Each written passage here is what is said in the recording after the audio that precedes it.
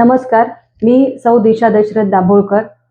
येणाऱ्या जिल्हा परिषद पंचायत समितीच्या निवडणुकीसाठी राष्ट्रवादी काँग्रेस पक्ष, अजितदादा पवार गट यांच्या माध्यमातून आणि आदरणीय आमदार शेखर निकम सर यांच्या माध्यमातून मला जिल्हा परिषदसाठी उमेदवारी मिळालेली आहे. माझ्याबरोबर पंचायत समितीसाठी खेरडी गणातून नितीन चंद्रकांत ठसाळे हे उभे आहेत आणि कापसाळ गणातून राहुल कांबळे हे उभे आहेत. तर आम्ही तिघेही राष्ट्रवादीच्या घड्याळ चिन्हावरती ही निवडणूक लढवत आहोत. 2017 साली आपण निवडून आला होता, त्यावेळी केलेली कामं आणि आता मतदारांना सामोरं जाताना नवीन अजेंडा काय असणार आहे त्याविषयी सांगा. 2017ला मी सर्वप्रथम राजकारणात प्रवेश केला आणि 2017ची निवडणूक मोठ्या मताधिक्याने त्यावेळी जिंकली. त्यावेळेच्या 5 वर्षांमध्ये अनेक विकास कामांना मला चालना देता आली, गती देता आली. माझ्या माध्यमातून खेरडी गटामध्ये आता तुम्ही पाहिलं तर खेरडी गाव, कामथे खुर्द, कामथे बुद्रुक, कापसाळ, त्याचप्रमाणे मिरजोळी, धामनवणे आणि कोलेखजन ही गावं येतात. आणि ह्या सर्वच गावांमध्ये गेल्या 5 वर्षांमध्ये जितका काही विकास मला करता येईल तो मी माझ्या पद्धतीने केलेला आहे. मग त्यामध्ये रस्ते येतील, पाखाड्या येतील, पाण्याचे काही प्रश्न येतील, हे सोडवण्याचं काम माझ्या माध्यमातून झालेलं आहे.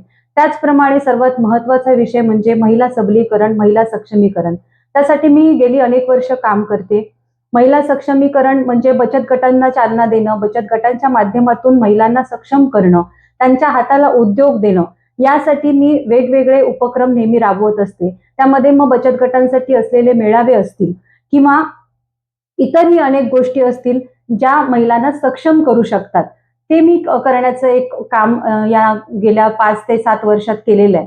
त्याच पद्धतीने आमच्या जर तुम्ही खेरडी बघितलं तर खेरडी प्रभागामध्ये खेरडी गाव आणि जो माझा गट आहे तोच गट त्या प्रभागात येतं, बचत गटांच्या प्रभागामध्ये.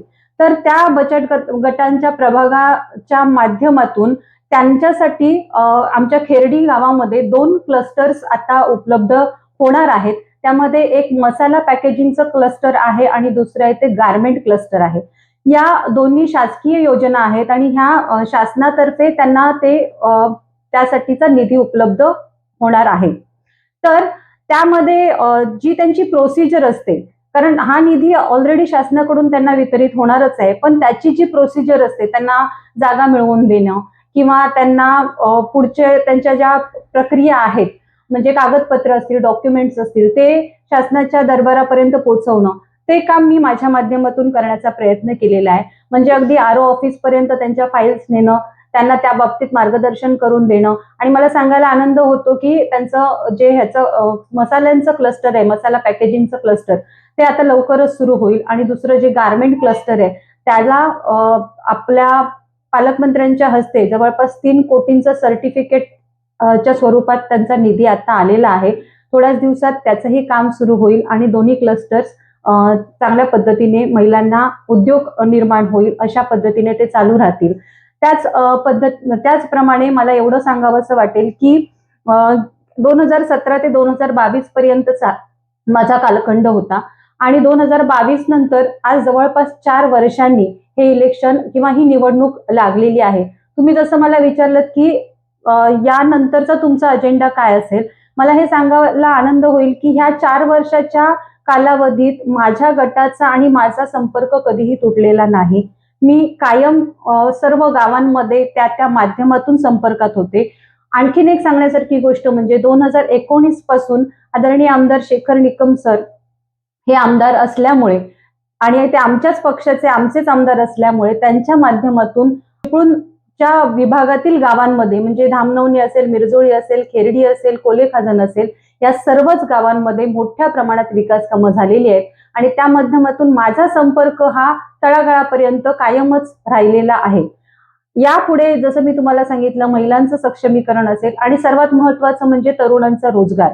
कारण आपण आता बघतोय की मुलं खूप शिकलेली आहेत, चांगल्या चांगल्या पदव्या मुलांनी घेतलेल्या आहेत, पण बेरोजगारीचं प्रमाण वाढत आहे. तर मला इथे नमूद करावंसं वाटेल, माझ्या अजेंड्यामध्ये पण मी ते लिहिलेलं आहे की पुढील येणाऱ्या काळात रोजगार मेळावे जास्तीत जास्त भरवून मुलांसाठी, तरुणांसाठी, तरुणींसाठी योग्य ते रोजगार उपलब्ध करून देणं. MPSC, UPSC चे सेंटर्स जे आपल्याकडे नाही आहेत, आपली मुलं खूप कोकणातली हुशार आहेत, पण त्यांच्यापर्यंत ह्या सेंटर्सच्या माध्यमातून त्यांना ते शिक्षण देऊन MPSC UPSCच्या परीक्षेत उत्तीर्ण होण्यासाठी काय करावं लागेल त्याचं मार्गदर्शन या पद्धतीने माझं काम यापुढील काळात राहील. शिर्डी हा नेहमी संवेदनशील भाग म्हणून ओळखला जातो राजकीय दृष्ट्या, तर ही निवडणूक किती आव्हानपूर्ण वाटते? नक्कीच आव्हान हे प्रत्येक क्षेत्रात असतंच. आपण कुठल्याही क्षेत्रात काम करत असू, मग तो व्यवसाय असो, राजकारण असो, सामाजिक काम असो, शैक्षणिक असो, कुठल्याही क्षेत्रात गेलं तरी आव्हानांना तोंड हे द्यावंच लागतं. जसं की तुम्ही आता सांगितलं की खेर्डी हा एक संवेदनशील, राजकीय दृष्ट्या संवेदनशील असलेला भाग आहे. नक्कीच, कारण खेर्डी हे अगदी चिपळूणच्या शहरालगतचं गाव आहे आणि मोठ्या झपाट्याने विकास या गावात होतोय. शहरालगतचं गाव असल्यामुळे इथे असणारी लोकसंख्या सुद्धा मोठी आहे. आता तुम्हाला सांगते की खेर्डी हा एकच गण आहे ज्याच्यामध्ये एकच गाव आहे. म्हणजे जवळपास 10,082 वोटिंग नुसत्या खेर्डीतलंच आहे. म्हणजे हा एकच गण, एकच गाव आहे. त्याच्यामुळे झपाट्याने विकसित असलेलं हे गाव, याची ग्रामपंचायत जिल्ह्यात सर्वात मोठी ग्रामपंचायत म्हणून ओळखली जाते.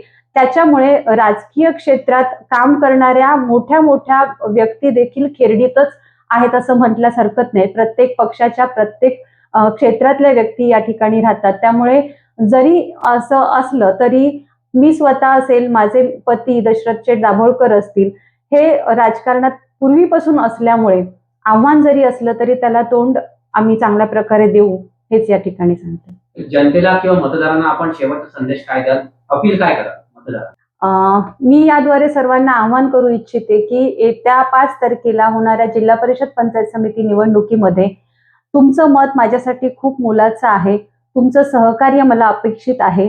ज्या पद्धतीने आतापर्यंत तुम्ही सर्वजण माझ्या पाठीशी राहिलात, त्याच पद्धतीने याही वेळेला तुम्ही माझ्या पाठीशी राहाल. तुमचं मौल्यवान मत मलाच द्याल.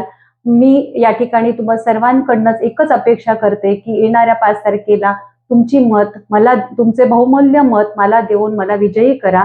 धन्यवाद.